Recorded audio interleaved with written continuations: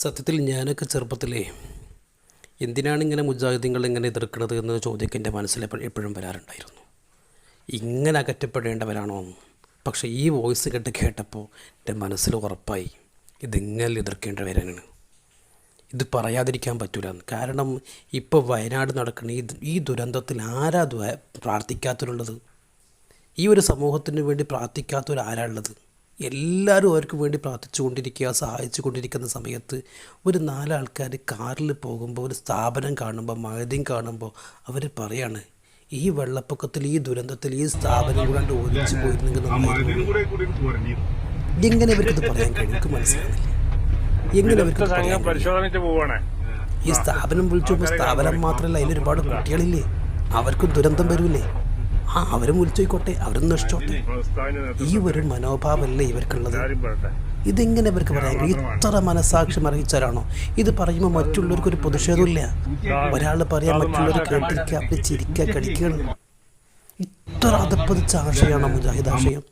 പണ്ടൊക്കെ ഞാൻ പ്രസംഗത്തിൽ കേൾക്കാറുണ്ട്, സ്വാലിഹുൽ ഫൗസാൻ അങ്ങനത്തെ ഒരാളുണ്ട്, അയാളെ പുസ്തകത്തിൽ മുജാഹിദ് അല്ലാത്ത മറ്റു ആശയക്കാരെ കൊല്ലണമെന്നും പല കാര്യങ്ങളും പഠിപ്പിക്കുന്നുണ്ട്, അത് മുജാഹിദ് ആശയമാണെന്നൊക്കെ പറഞ്ഞ് കേൾക്കാറുണ്ട്. ഇപ്പം മനസ്സിലാകണത് ഈ ആശയം അവരുടെ മനസ്സിൽ വല്ലാതെ ഉണ്ടെന്നാണ്. ഇത് ചില്ലറ മനുഷ്യന്മാരല്ലല്ലോ പറയേണ്ടത്. ഇത് പൊതുസമൂഹം അറിഞ്ഞാൽ എന്തായിരിക്കും അവസ്ഥ? ഇതിൻ്റെ പൊതുസമൂഹം അറിഞ്ഞാൽ എന്തതിൻ്റെ അവസ്ഥ?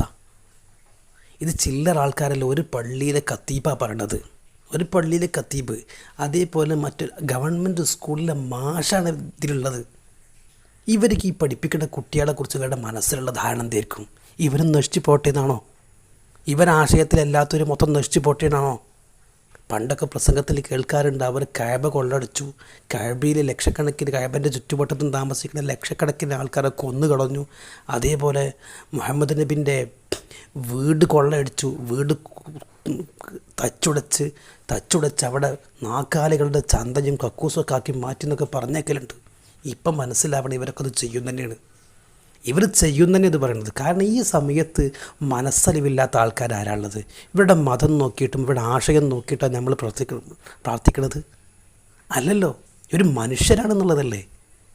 അപ്പോൾ ഈ ദാരുണ ഈ സംഭവങ്ങൾ ഇനിയും മലപ്പുറത്തും മറ്റിടത്തും വരണം. കാരണം നമുക്ക് വേണ്ട, നമ്മളെ ആശയക്കാർക്ക് വേണ്ടി മാത്രം വേണ്ട. ഇതല്ലേ ഇവരുടെ ആശയം? ഇങ്ങനെ ഇവർ ഉൾക്കൊള്ളാൻ കഴിയുക? എന്നിട്ട് പുറത്ത് കാണുമ്പോഴും എല്ലാവരോടും ഭയങ്കര സ്നേഹിച്ചും സ്വീകരിച്ചും വർത്താനം പറയുക, മനസ്സിൻ്റെ ഉള്ളിലോ ഇവരൊക്കെ നശിച്ചു പോകട്ടെ, ഞങ്ങൾ മാത്രം മതി. ഇങ്ങനത്തെ ഒരു ആശയം ഉണ്ടെങ്കിൽ വെച്ച് പൊറപ്പിക്കാൻ പറ്റില്ല. ഇത് പൊതുസമൂഹം അറിഞ്ഞിട്ടുണ്ടെങ്കിൽ ഈ സംഘടന നിരോധിക്കണം.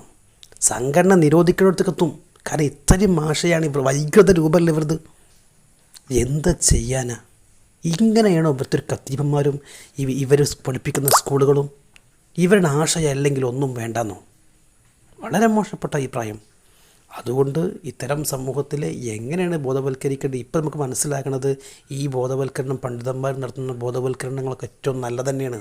ഇത് വേണ്ടതെന്ന് മനസ്സിലാവുകയാണ്. എന്ത് ചെയ്യാനാ?